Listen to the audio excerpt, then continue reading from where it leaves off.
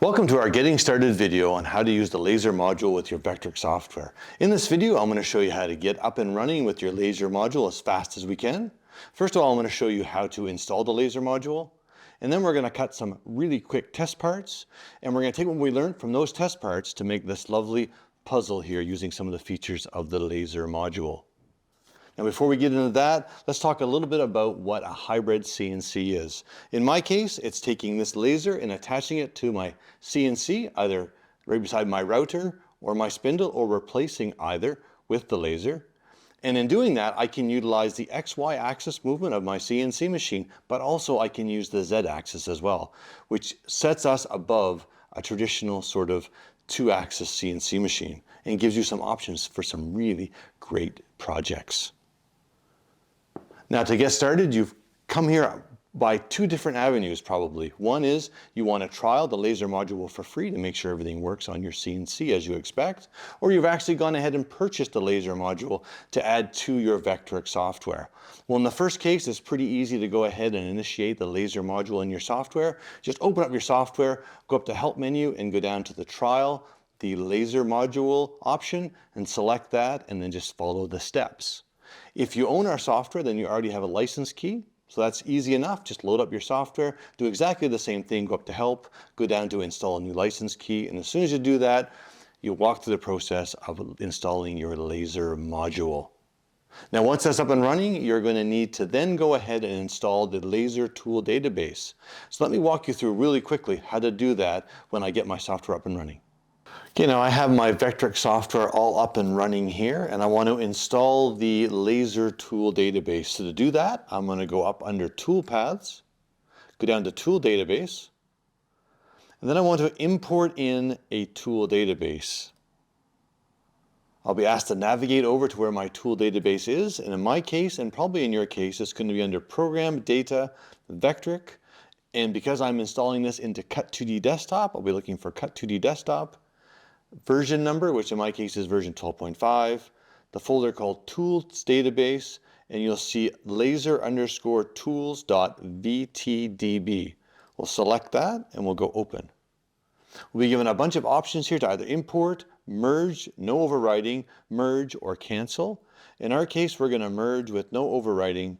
And then we do that and we scroll down to the very bottom of our tool database. You'll see that we have our laser tools ready to go. Now that you've got your laser tools all installed in your tool database, you can treat those just like any other tool or cutting tool that you have in your database. So you can adjust those settings, you can copy them, you can create your own if you want to based on ones that are already there. So right now we're going to take a look at the file that you're going to get with this Getting Started video. This is a great place to start to make sure that your laser works as expected. Now we're going to take what we learn here in these test parts and we're going to use those to actually create a proper project here before we're done with this Getting Started video. So let's have a look at what we have on screen right now. We've got two puzzle pieces, which we're not going to worry about right now. We'll talk about those later. We've got a bit of text here, so a W and an E, which we're going to use to illustrate or to show you how to use one of the toolpaths that come along with your laser module. And then we have a piece of a bitmap, and this is only a small piece of the larger bitmap we're going to use later, but this is a great little test part again to show off one of the other toolpaths that you're going to get with your laser module. So if we jump over to our toolpaths tab, you'll see that there are the three different toolpath strategies that you get with your laser module. There's the first one, which is a laser cut and fill. There's the second one, which is a laser picture, and there's the third one, which is laser sketch engraving. Now we're not going to go near that one in this video.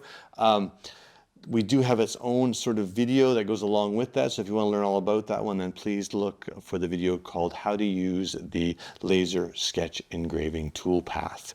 And again, that's the same for these other two toolpaths. We're going to touch on the features that we need to make sure that you can get up and running as fast as you can. If you want a little bit more in-depth information, then definitely look for the videos on how to use the laser cut and fill toolpath and how to use the laser picture toolpath, and they'll walk you through each of the features individually, okay? We also have 3 different toolpaths already set up for you. I did this on purpose. That way, again, we can get you up and running as fast as we could with this. So first of all, we're going to look at our test laser fill. So if we double click on that toolpath, you'll see in our 2D view, we have the We text has been selected. In the same right, if we turn to our 3D view and turn on the vectors and the bitmap, the We text is also selected there.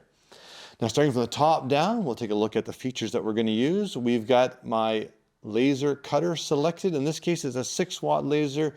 I've gone ahead and I duplicated one of the lasers that came along with the default tool database for your lasers, and I made some adjustments to that based on the settings that I got from the manufacturer of our laser.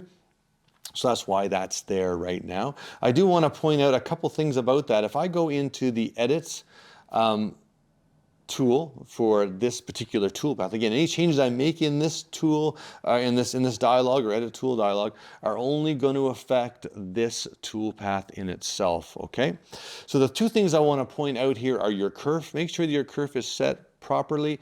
Your tool manufacturer will know how to measure that, or can give you the number to put in there, and the maximum burn rate. Now, this is really important to remember that this number will not affect how your laser works. It's totally takes care of how we simulate the burning or the etching in the software. And the idea is that you can use this number to match up what your 3D preview looks like in our software to what it looks like in real life. So if you end up having it too light or too dark in the software, you can go in and change that number so it better matches. Keep in mind that your mileage will vary with this depending on the material you're etching into and different things like that, okay? But we try to make it so you can get it as close as you can so you can get a really good result or have a good idea of what the result's going to be before you actually etch it on your machine. So I'm going to cancel out of that for now. So with this particular tool path, my power is going to be set to 50%. My move speed is going to be at 35 millimeters per second. You're going to want to look at the combination of these 2 numbers to make sure that you get the results that you want. Obviously, if I was moving at 70 millimeters per second, then my laser would be focused on that point for half the time that it does for this. So I might get a lighter burn, okay? And also your move speed, make sure you keep in mind that your machine needs to get up to that speed before it's actually moving that fast. So choose a number that's safe and appropriate for your machine. Number of repeats is 1. I'm only going to do this once. And I'm not going to use the overscan option at all. I have a couple of different options of how I would like to actually etch this. I could cut on the outside of the line. I could cut on the inside of the line. I could cut on the line if I wanted to. But in my case, I want to actually hatch fill my vectors with a nice pattern, a hatch pattern in the end. My step over for my lines in my hatch pattern are going to be 1/4 millimeter. I think that'll give me a nice space between the lines. I'm going to hatch angle that at 45 degrees. So in the end, I'm going to have little diamonds in the middle as I go, which will look quite nice, I think. I have the option of choosing what strategy or how I would like my software to deal with the extra or all the different letters in this particular case, or all the areas that it's going to go ahead and etch. In my case, I'm going to fill them all together. You have fill regionally or fill regionally with vectors. You're going to want to choose the one that works best for the job that you're actually working on. I'm going to use a crosshatch design. So it's going to do 45 degrees this way and then 45 degrees this way, giving me those diamonds in the middle. At the end, I'm going to actually create an outline around the outside of my text. That will give me a nice sort of pop-in contrast around the edge of my letters. So I have the option of turning that on, and I'm going to leave it on. My safe Z and my home position are safe and appropriate for my CNC machine. So I can just simply go ahead and calculate that if I would like to. And there we have the wireframe of that tool path. The blue areas are where my laser will be turned on, and the red areas are where it's going to be turned off and moving to a new area before it turns back on again or goes back home. So I think that's going to look pretty nice. If I preview that visible tool path, you'll see there we have it. I think that looks good. You can see the diamonds a little bit in there right now, but I think they'll be quite clear in the end when we cut this. The next thing we want to look at is the bitmap, laser bitmap. So we're going to use this bitmap right there. So I turn them back on again in the 3D view, and if I go to my little test toolpath here, you'll see that I've got a slightly different set of settings here. I'm going to use the same laser. My power is going to be set all the way to 100%. My minimum power is going to be off because I do want it to take anywhere where my image is solid white. It should actually turn off the laser. I want it to be able to not be on at all. My move speed is going to be at 40 millimeters per second, so a little bit faster than what we're going to use for the laser cut and fill toolpath. I'm not going to worry about overscanning. I have some options here of how I want to deal with the etching of this bitmap. I can do a raster, hatch, or I can use a selected vector to isolate my laser etching to a section of a bitmap if I want to by choosing a vector and a bitmap. I'm going to go ahead and use raster for this. I am not going to dither the image. These are going to be nice lines going back and forth. My line spacing, or the step over, if you will, between my lines will be 0.2 of a millimeter, a little bit tighter than what we're going to see in the cross hatching, but I think this will give me a nice balance because the bitmap that we're going to actually etch in the end is going to be a lot bigger than that. So hopefully it won't take too long to actually etch with that line spacing in there. The angle is going to be at 0, so I'm just going to keep going back and forth. I think will look really great, and I can calculate that, and then we can take a look at that in our 3D view again. You'll see those areas where my bitmap is totally white, the laser is turned off, which is perfect. That's what I want. I can preview that toolpath and see what I get, and I think that's going to look quite nice if that's the way it turns out on my machine. Now the last thing I want to look at after I turn back on my vectors and the bitmaps again is going to be the puzzle pieces at the top. Now these are what we're going to use. We're going to be creating a puzzle in the end. So I need to test how these parts are going to fit together. And this is a very basic profile cut with some tabs added in there. Each part has one tab. But I want to make sure that I have my allowance set right so that my parts will fit together. Now, your allowance is going to vary. It's going to be different than mine, probably. It all depends on the tool you're using, the material you're cutting into, and your machine. So I think that if I look at my test pieces, my 2D profile cut for this, you'll see that I've got a start depth at 0. I'm going to cut all the way through my material, which happens to be 12 millimeters. I can hide my advanced toolpath settings for right now because I don't need those extra toolpath settings. I'm going to use a 1/8 inch end mill. Now these pieces are set up to work with a 1/8 inch end mill. If you use, or something around there, it can be a little bit bigger or a little bit smaller, but you don't want to try to put a 1/4 inch end mill through this because it's not going to work. They're not going to fit together because of the way that the diameter of the tool works around these inside cuts. So just be ready that you're going to need a 1/8 inch end mill-ish for this job. We're going to cut outside those lines. We're going to use we're going to use some tabs, as I said, one tab each. Now, the setting that actually we're going to need to look at is inside of those advanced toolpath options. Let's drop that down. And it was good that I hid and showed that for you because yours might actually be hidden. You might not see this option. Right there, we have an allowance offset. So again, what this is going to do is just going to make my toolpath either run a bit tighter or a bit looser around things. So right now, if I previewed that toolpath, you would see that it would cut exactly on the outside of that line. What I'd like to do is just cut a little bit inside that line. Now, because I'm fitting two puzzle pieces together, then my standard allowance that I would use for a slot together project isn't going to work because I'm actually doubling up the allowance. So what I'm going to do is I'm going to use minus 0.025, and that's going to be my starting point for this toolpath.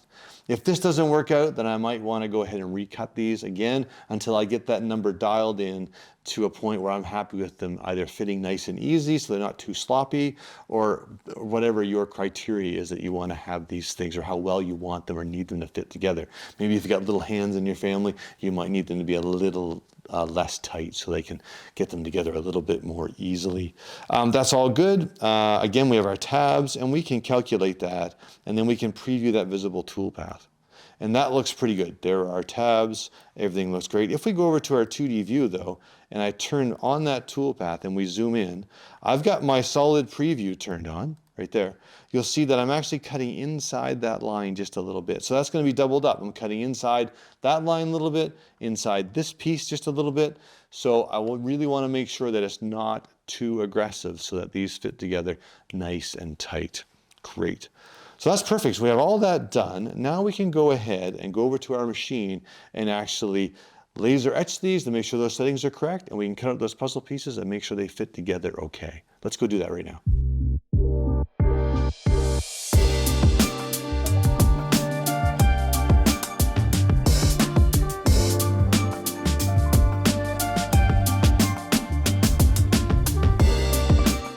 Okay, those both etched really well. I'm quite happy with that. We'll take a closer look in a little bit. Now, I'm sure you've already noticed that there's a bit of a problem now. If I want my puzzle pieces to end up in the same place where they are in my file, I need to actually figure out the offset between the XY of my laser and the XY position of the center of my router. And to do that, there's all kinds of different ways you can do that.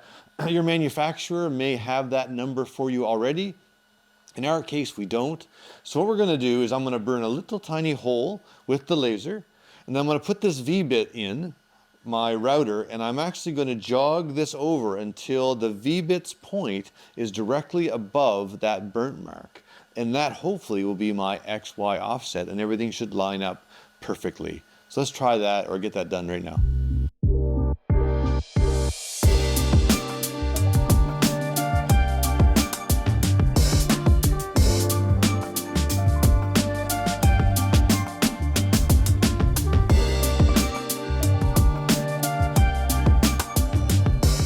I'm really quite happy with that. The etching turned out pretty much as I expected. Everything looks great. I don't think I would change a thing with that. So we're going to use those settings in the final project. Now the puzzle pieces, again, they came out perfect. They actually fit together quite nice. There's a little bit of wiggle, but I think that's enough wiggle that people can actually play with them. So I think that'll work out okay. Now that allowance is totally based on or works with this material with the tool I was using on my CNC machine. So really make sure that you check all those to be sure they're going to work for you. And that's where test parts are essential with something like this. Great. Okay, let's go back into the software for a second and let's have a look at the file. Right now, if we go up to our sheets here, we've got a bunch of different sheets. So let's talk a little bit about the design of my project. So if I go to my design sheet and I turn on my bitmaps, my vectors and then my bitmaps, we'll see what I'm kind of hoping for in the end. I've got this puzzle inside of this frame, and then I've got a bitmap on top of it. It looks like flowers with a heart, and then I have some text. Now what I would like to do is to actually make a puzzle based on that bitmap that I have.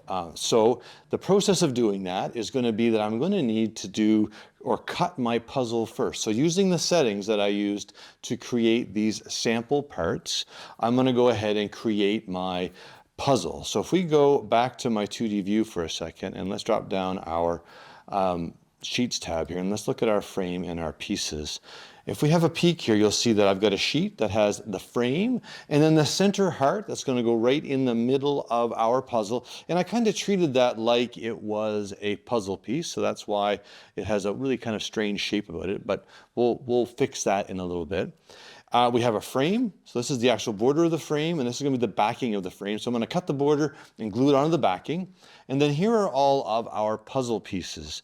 And these will all assemble together, hopefully, and fill in the center of this frame. And then when I put in the center heart, then everything should work out. Now, this job has been set up for a 1/8 inch or something pretty close to that end mill. So if you're going to go with a 1/4 inch end mill, you're really going to have to make sure you look at your tooling and make sure everything cuts properly. But definitely if you use a 1/8 inch end mill, then this should work out just perfect.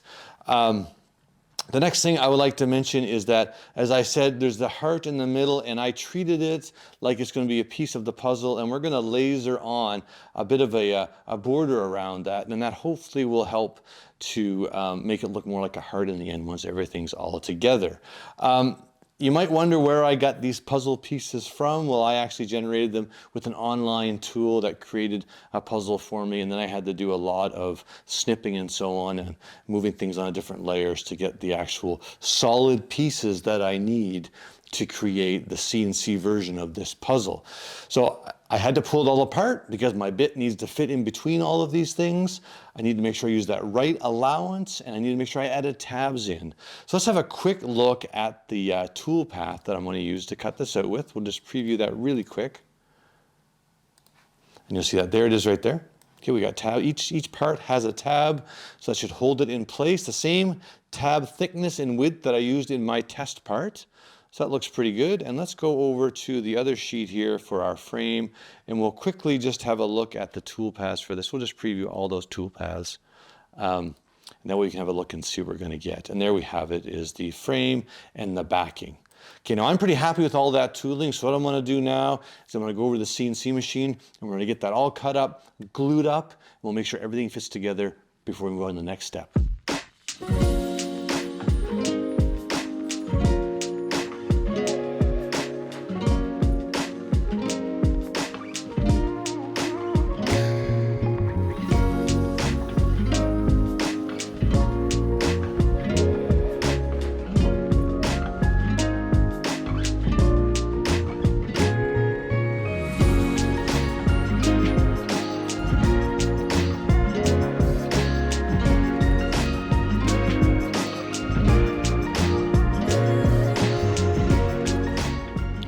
That looks really good in the end. I'm quite happy with that. It's a nice tight fit. I've also added a hole to the back so I could, if things were a little extra tight, I can push a pencil through there and pop everything out. But I think that is going to work just perfect. Okay, let's go back into the software a second, and we can have a look at how we're going to etch the bitmap onto the top of that. So we're looking at our design sheet here, and we can do most of the rest of our work right from this sheet. We're going to need to somehow be able to find the XY datum for this for our laser. And probably the easiest way to do that is to pocket out a spot in my temporary spoil board. I can pop this in there, and keep in mind that my start position for that will be down here in the corner. I'll pocket that out. Then I can go ahead and place this in that hole so it's accurately aligned.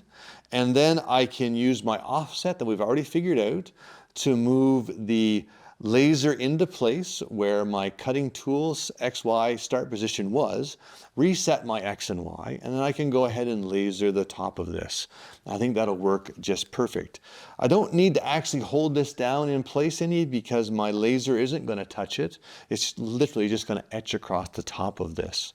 So the first thing we'll do is we'll create the pocket. Let's flip over to our 3D view for a second and turn on our vectors and our bitmap.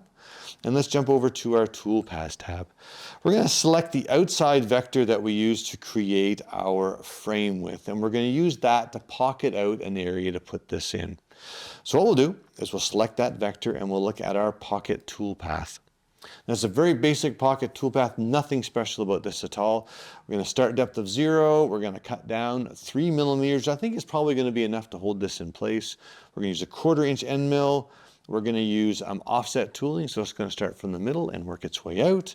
And that's great. So just go ahead and calculate that, and we can preview that visible toolpath. Now keep in mind, we're going to use that same XY datum or start position for our laser. So like I said a minute ago, we're going to need to actually move that laser into place over top of that XY position that our cutter started from. Reset our X and Y back to 0 again, in line with the laser, and then we can go ahead and run the laser etching toolpath. So let's go and close this down. Let's turn back on our bitmaps and our vectors again. Let's select the bitmap to start out with. To do that, we're going to go over to our laser pitcher toolpath again. And we're going to use the same settings that we used for our test. So we've got a 6-watt laser, maximum power is 100%, move speed is 45. We're going to use that raster, same line spacing, same angle, and we're just going to calculate that. And once that's all done, we can take a look at that and we can preview that visible toolpath. That's going to look pretty neat, I think, in the end once it's all done. That looks great. I love that. Okay, great. Let's turn back on our bitmap and our vectors again. Let's close this down. The next thing I want to do is to hold down my shift key and select all of this text. And we'll go into our laser cut and fill toolpath. Same settings as before that we had from our last job, so our last test thing. Power's at 50, move speed's at 35, number of pieces 1, no overscan, hatch fill, same step over, same angle, fit together, cross hatch, outline, that all looks great. Let's calculate that and let's preview that visible toolpath.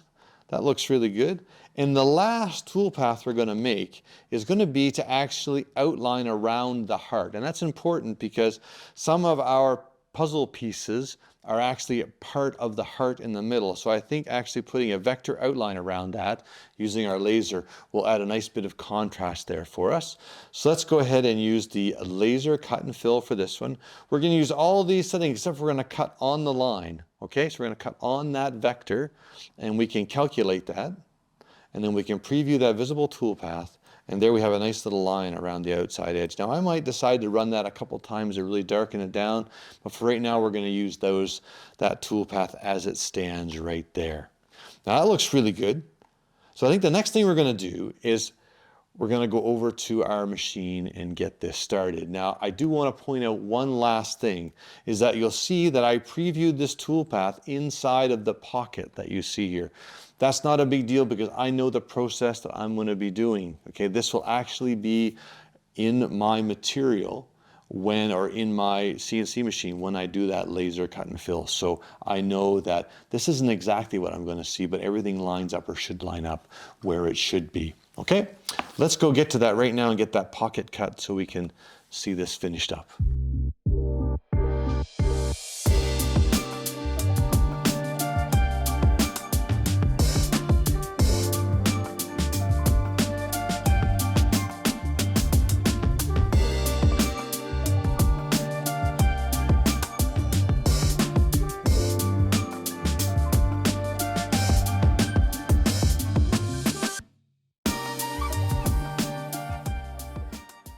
I really like the way that turned out.